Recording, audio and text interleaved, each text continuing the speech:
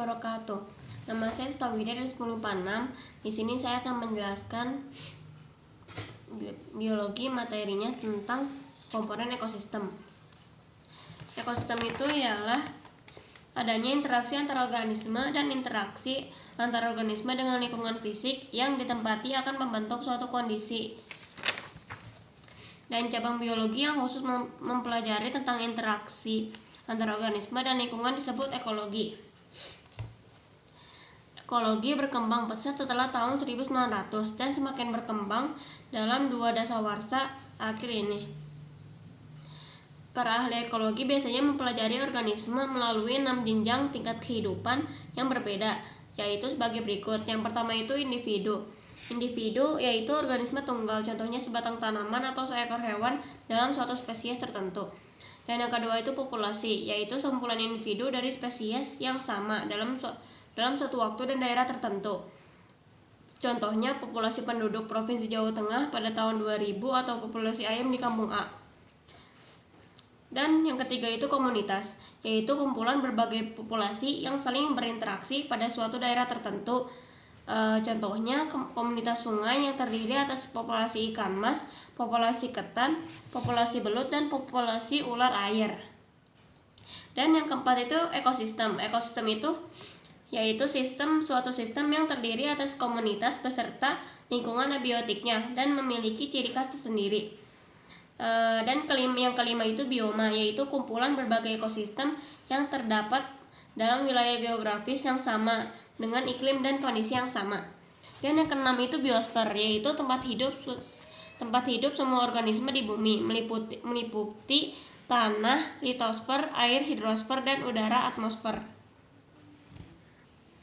Setiap organisme tidak dapat hidup secara sendiri. Mereka merupakan bagian dari suatu populasi atau suatu unit fungsional yang berinteraksi dengan lingkungan. Pada lingkungan tertentu akan hidup organisme tertentu pula. Keadaan demikian disesuaikan dengan kemampuan adaptasi organisme dengan lingkungannya. Lingkungan tempat hidup suatu organisme disebut habitat. Dalam suatu habitat, setiap organisme akan menjelaskan fungsi masing-masing sesuai dengan status fungsionalnya. Mereka dapat berperan sebagai produsen, konsumen, dan dekomposer. Suatu fungsional atau jabatan dari suatu organisme di dalam ekosistem dikenal dengan istilah relung atau nisya. Komponen ekosistem. Ekosistem disusun oleh 2 komponen utama, yaitu biotik dan abiotik. Komponen abiotik, lingkungan fisik. Komponen abiotik dapat berupa air, udara, suhu, cahaya, kelembapan, lahan, dan energi, serta bahan mineral yang tergantung di dalamnya. Yang pertama itu air. Air merupakan tempat tinggal sebagian organisme. Selain itu, air juga berperan sebagai penentu kelembapan udara yang dapat berpengaruh terhadap kehidupan organisme. Pada umumnya, air sangat diperlukan oleh sebuah organisme karena sebagian besar tubuh mereka terdiri atas air. Dan yang kedua itu udara. Udara terdiri atas beberapa macam gas, antara lain nitrogen, oksigen, dan karbon dioksida. Gas nitrogen berperan dalam membentuk protein, oksigen untuk pembakaran, dan karbon dioksida untuk berfotosintesis. Dan yang ketiga itu suhu. Suhu merupakan derajat energi panas yang bersumber dalam radiasi matahari. Dalam tubuh organisme, suhu dapat mempengaruhi kerja enzim, reaksi kimia. Dan yang keempat itu cahaya matahari. Cahaya matahari itu merupakan bahan yang sangat diperlukan oleh organisme. Tumbuhan menggunakan cahaya matahari untuk fotosintesis. Tanpa cahaya matahari, tumbuhan dan organisme lainnya tidak dapat hidup. Dan yang kelima itu kelembapan. Kelembapan merupakan salah satu komponen abiotik yang terdapat di udara dan tanah. Kelembapan udara menandakan banyaknya kandungan uap air di udara, sedangkan kelembapan tanah menandakan banyaknya kandungan uap air tanah. Kelembapan dapat berperan untuk mencegah kekeringan akibat penguapan pada organisme. Dan yang keenam itu tanah. Tanah berasal dari hasil pelapukan batuan. Tanah merupakan tempat hidup manusia, hewan, tumbuhan, dan organisme lainnya. Yang ketujuh itu garam-garam mineral. Garam-garam mineral itu terdiri atas ion-ion nitrogen, fosfat, sulfur, kalsium, dan natrium. Komponen mineral tertentu merupakan suatu indikator bagi sifat tanah maupun air. Tumbuhan mengambil garam-garam mineral dari tanah dan air untuk proses kehidupan. Dan yang kedua itu komponen biotik, lingkungan hayati. Komponen biotik meliputi tumbuhan, hewan, termasuk manusia, dan berbagai jenis mikroba. Mereka antara lain berfungsi sebagai produsen, konsumen, dan pengurai. Yang pertama itu produsen. Produsen yaitu organisme autotrof, yaitu organisme penghasil senyawa organik yang kebanyakan terdiri atas tumbuhan hijau. Yang kedua itu konsumen, organisme heterotrof, yaitu kelompok organisme yang tidak dapat menyintesis makanan sendiri. Kebutuhan atau zat makanannya secara langsung atau tidak langsung bergantung pada tumbuhan hijau. Yang ketiga itu dekomposer. Dekomposer itu pengurai, yaitu kelompok mikroba yang berfungsi menguraikan senyawa organik menjadi senyawa anorganik dan selanjutnya dikembalikan lagi ke ekosistem sehingga dapat digunakan kembali oleh produsen, contohnya jamur dan bakteri. Yang kedua itu interaksi dalam ekosistem. Ada berbagai tipe interaksi dalam ekosistem. Interaksi tersebut dapat berupa interaksi antar komponen dan ambiotik dan interaksi antar komponen biotik dengan komponen abiotik. Yang pertama itu interaksi antar komponen biotik. Setiap organisme selalu berinteraksi dengan organisme lainnya. Bentuk interaksi tersebut dapat berupa simbiosis, kompetisi, atau prediksi. Simbiosis merupakan tipe interaksi antara dua spesies berbeda yang hidup secara bersama. Interaksi simbiosis dapat berupa mutualisme, komensalisme, ataupun parasitisme. Simbiosis mutualisme merupakan tipe interaksi yang saling menguntungkan. Contohnya interaksi antara alga dan jamur yang membentuk lichen, bakteri dalam bintil akar tumbuhan, kacang-kacangan, dan bunga dengan lebah. Simbiosis komensalisme merupakan tipe interaksi yang menyebabkan salah satu organisme memperoleh keuntungan sedangkan yang lain tidak berpengaruh. Contohnya interaksi antara ikan hiu dan ikan temora. Dan simbiosis parasitisme merupakan tipe interaksi yang menyebabkan salah satu organisme memperoleh keuntungan sedangkan yang lain dirugikan. Contohnya interaksi antara benalu dengan tumbuhan, cacing parasit dengan tubuh mamalia, dan jamur pada tubuh manusia. Yang kedua itu kompetisi. Kompetisi merupakan tipe interaksi persaingan antar komponen biotik untuk kelangsungan kehidupan. Tipe interaksi tersebut bersifat merugikan bagi kedua belah pihak. Persaingan organisme dalam habitat yang sama terjadi karena sumber daya yang tersedia tidak mencukupi. Predasi merupakan tipe interaksi makan dan dimakan. Dalam hal ini organisme terbagi menjadi autotrof dan heterotrof. Organisme heterotrof dapat dikelompokkan menjadi saprof atau saprofit, pemakan organisme mati, dan herbivora, pemakan tumbuhan, dan karnivora, pemakan hewan, dan omnivora, pemakan segala. Dalam interaksi predasi seringkali membentuk rantai makanan sehingga menghasilkan suatu aliran energi dalam ekosistem.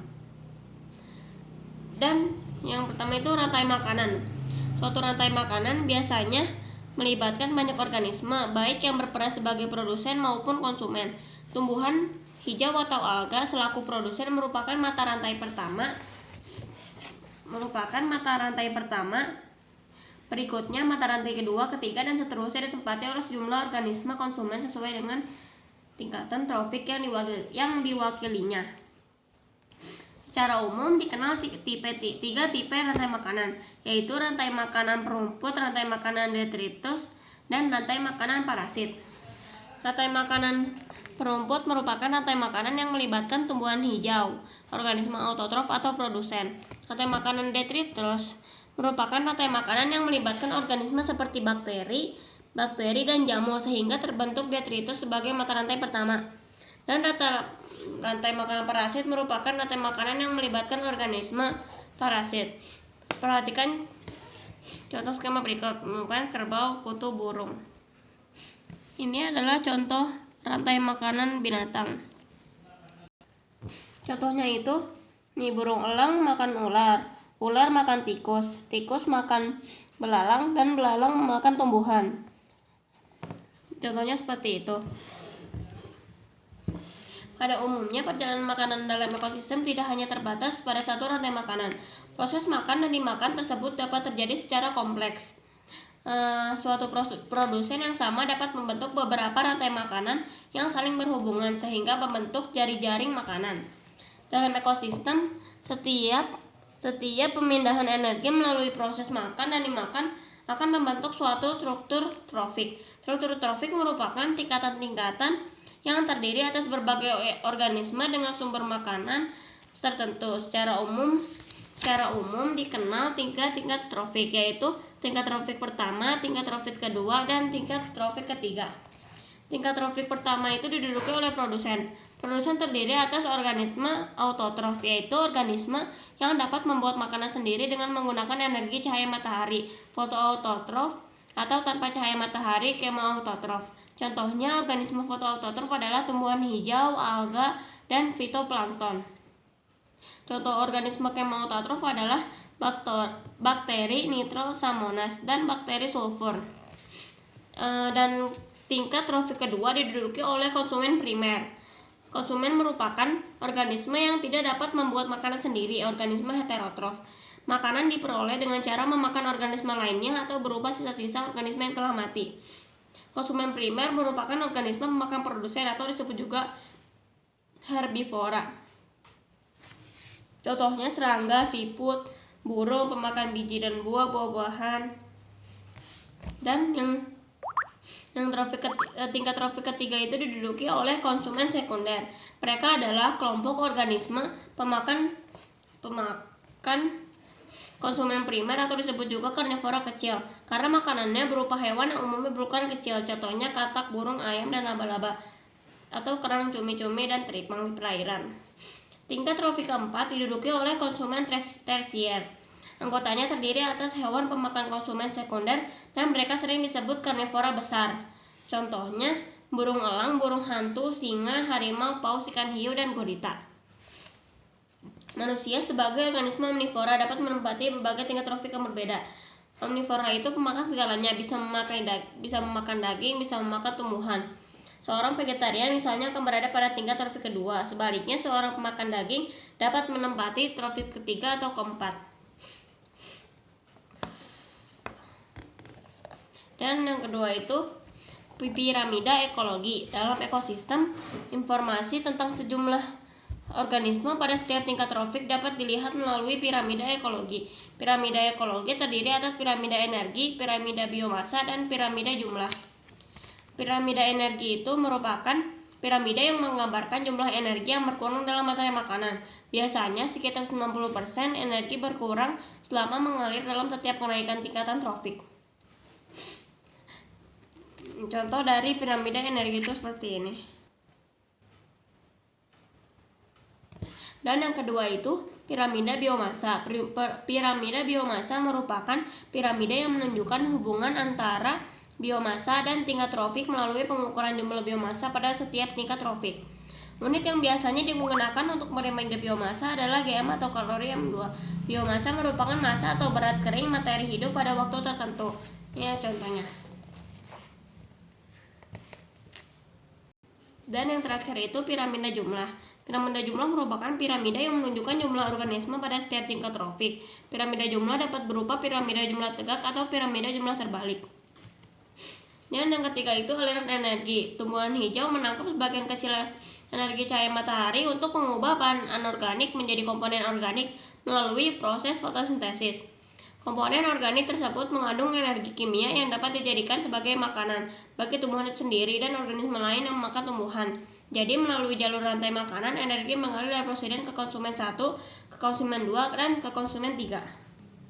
Dalam ekosistem, materi anorganik menyusun tubuh organisme pada akhirnya akan dilepas kembali ke alam oleh dekomposer, sedangkan energi akan hilang sebagai panas. Contohnya seperti ini. Yang kedua itu interaksi antara komponen biotik dan abiotik. Interaksi antara komponen biotik dan abiotik telah terjadi sepanjang sejarah kehidupan, mulai dari tingkat sel hingga tingkat paling tinggi yaitu biosfer. Dalam ekosistem darat, tumbuhan hijau memperoleh cahaya matahari, karbon dioksida, dan air dari lingkungan fisiknya. Semua komponen tersebut diperlukan tumbuhan untuk melakukan fotosintesis. Pada proses tersebut, tumbuhan akan melepas oksigen ke atmosfer sehingga terbentuk keseimbangan gas oksigen di udara. Yang pertama itu daur air. Daur air itu merupakan proses peredaran air dari atmosfer ke bumi. Air di atmosfer pada umumnya berbentuk uap air yang berasal dari proses penguapan di darat dan laut oleh panas matahari. Selanjutnya, uap air akan berkondensasi menjadi awan dan turun ke bumi dalam bentuk hujan. Air hujan di daratan masuk ke dalam tanah membentuk air tanah atau mengalir di permukaan tanah menuju sungai danau.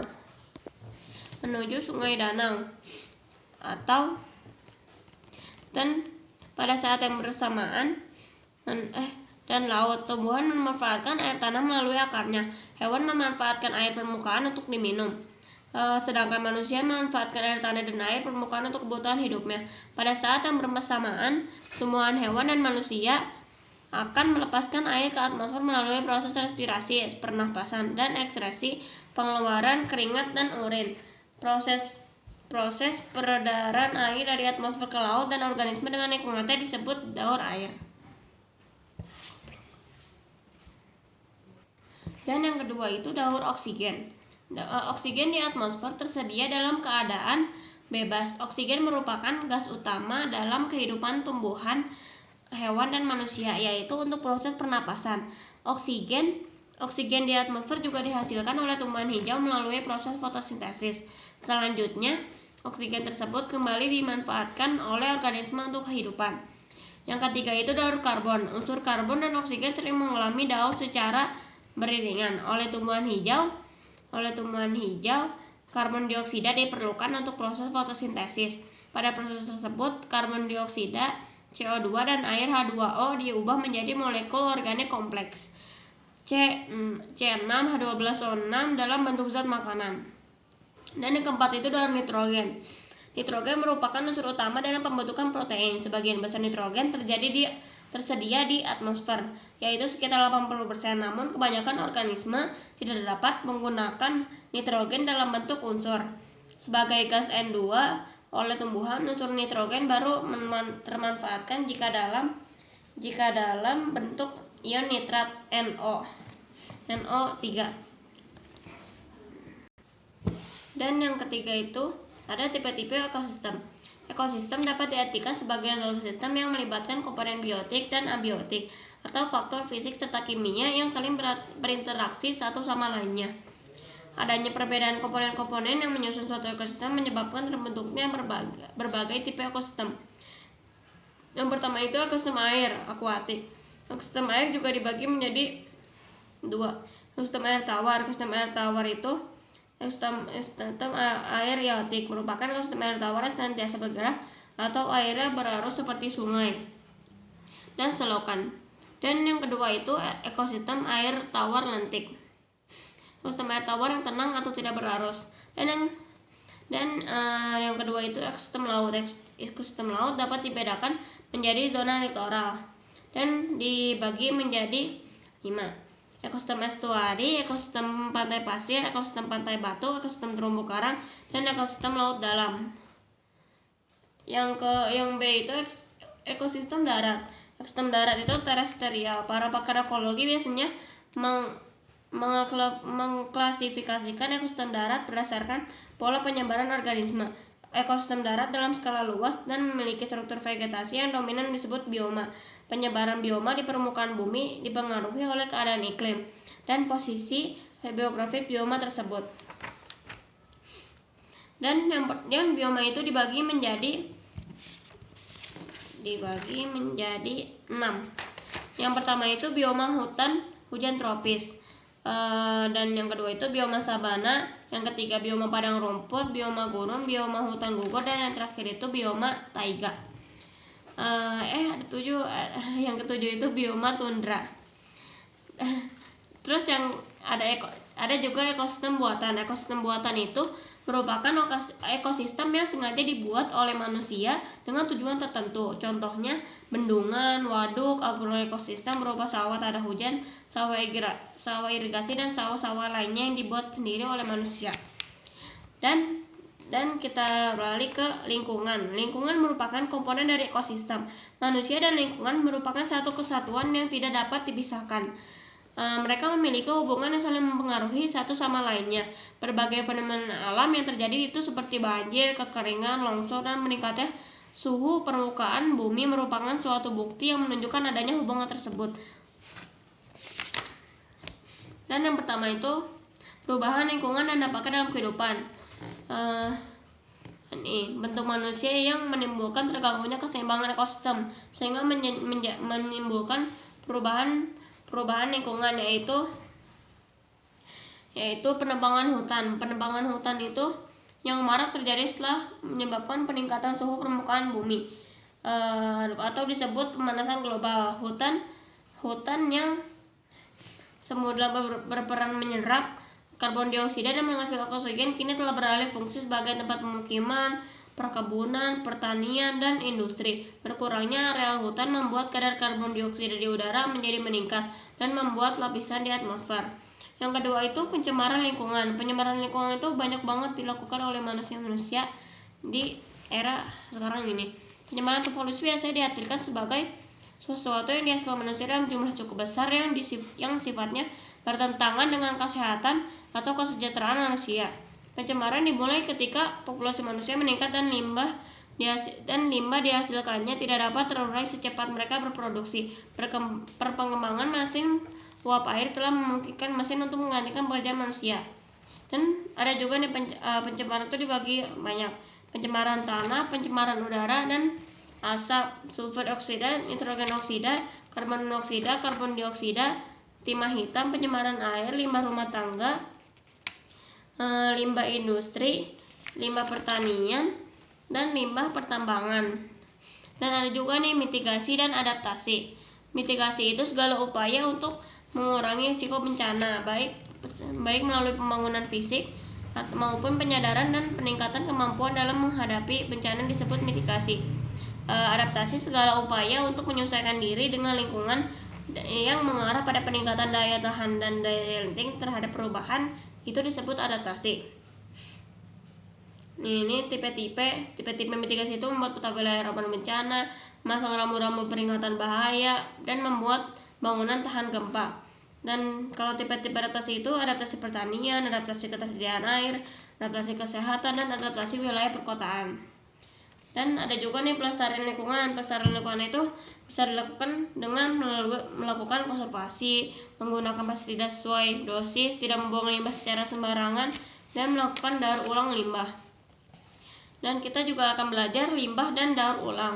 Jenis limbah itu ada limbah organik, limbah anorganik, dan limbah bahan beracun dan berbahaya. Penanganan limbah itu limbah kotoran ternak, limbah ampas gabah, ini jenis-jenis limbah, dan limbah ampas tahu. Daur ulang limbah dan manfaatnya. Manfaat daur ulang limbah itu